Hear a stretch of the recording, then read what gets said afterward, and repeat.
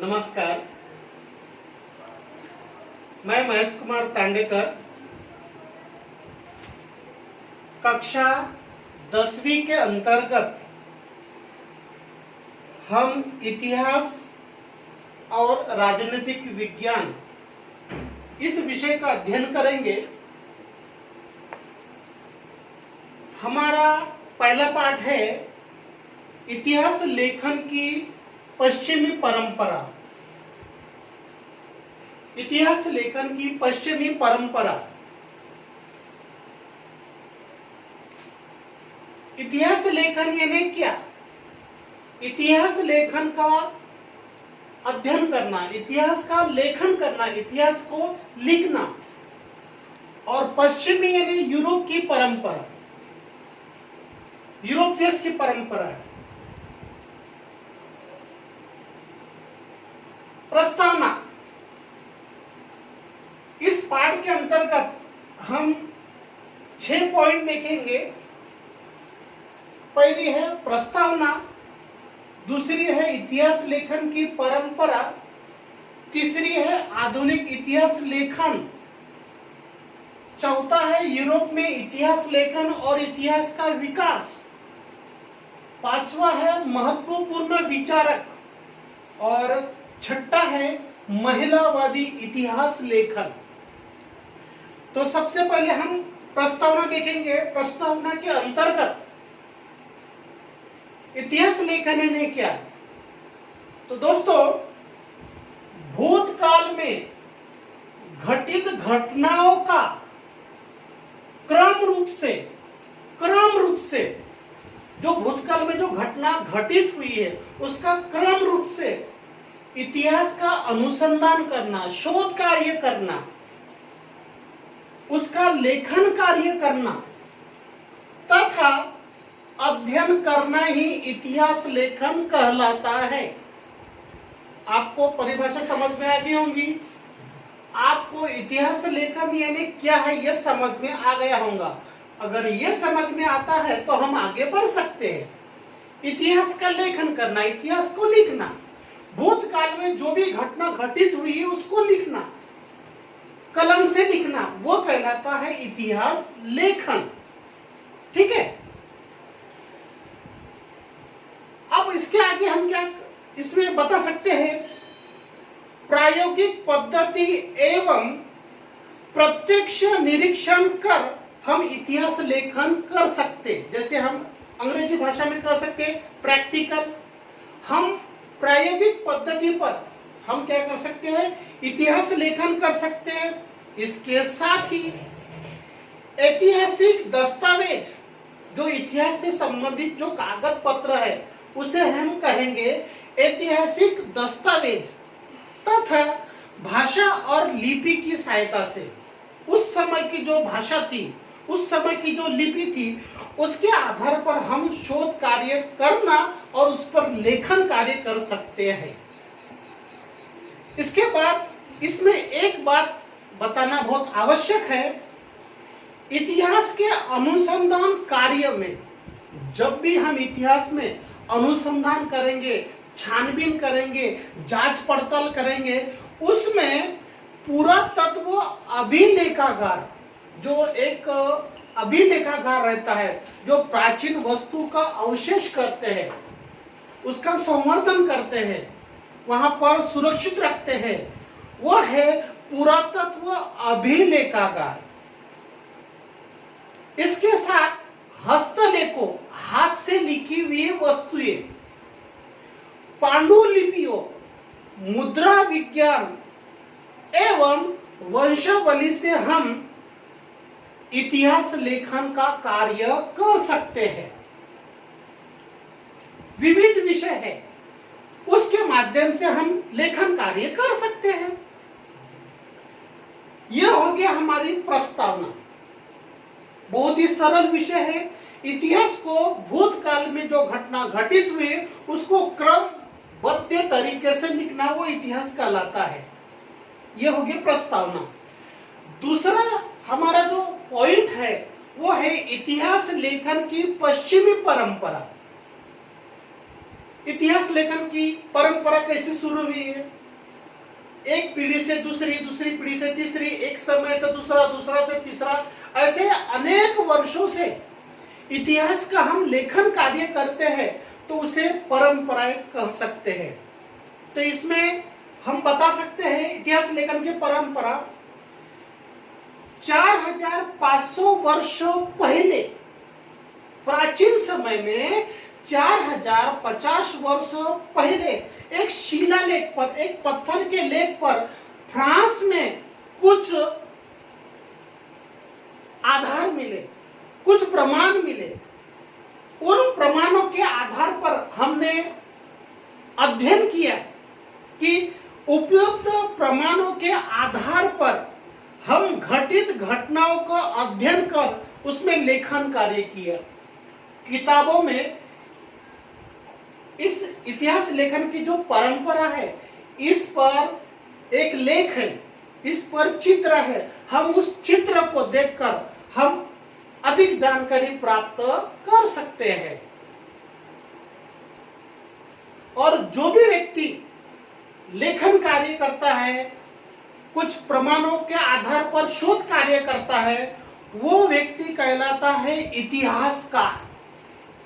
उसे क्या कहेंगे? इतिहासकार। इतिहास का अध्ययन करना, इतिहास का पढ़ाई करना, उसमें जांच पड़ताल करना, वो कहलाता है इतिहासकार।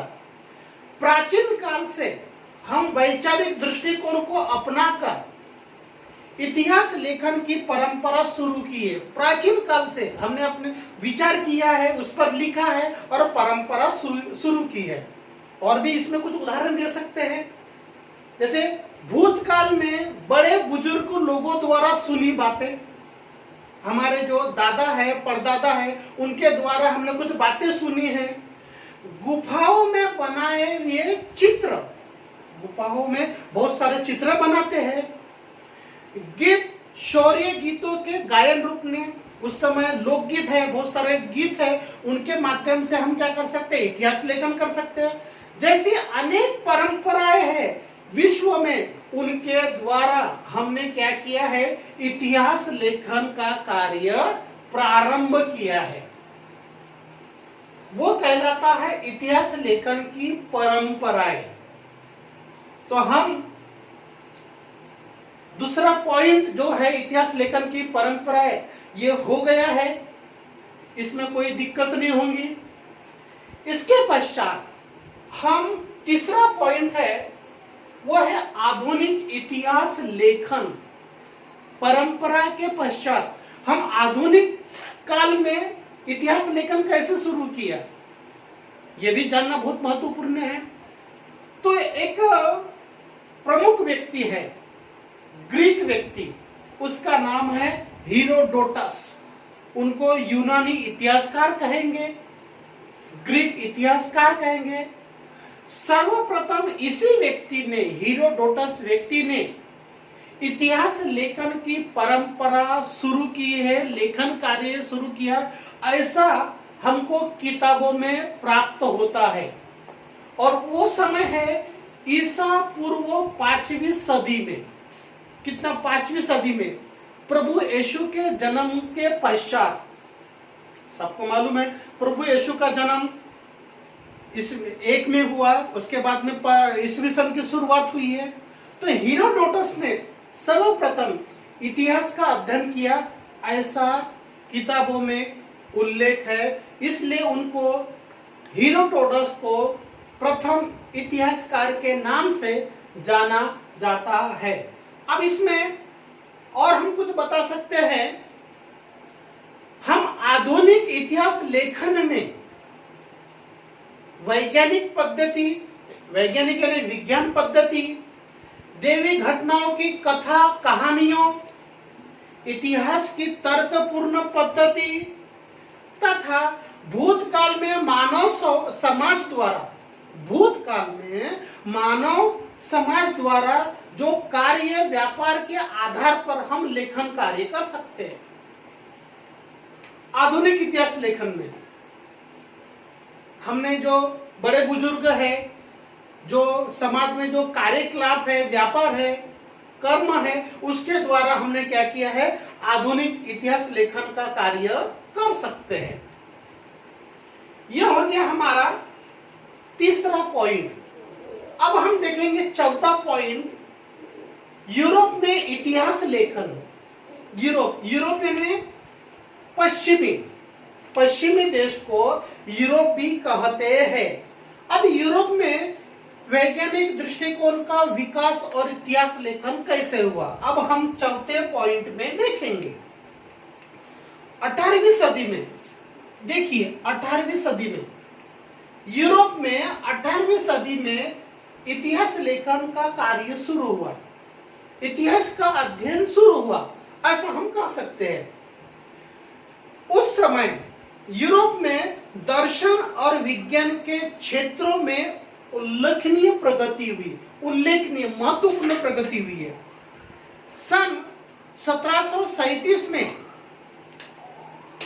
जर्मनी के एक विश्वविद्यालय में, यूरोप में एक देश है, वहां पर एक विश्वविद्यालय में पहली बार इतिहास विषय को स्वतंत्र स्थान प्राप्त हुआ। इसके पहले नहीं था। जर्मनी में पहली बार इतिहास को महत्व मिला और इतिहास का अध्ययन केंद्र बना जर्मनी में।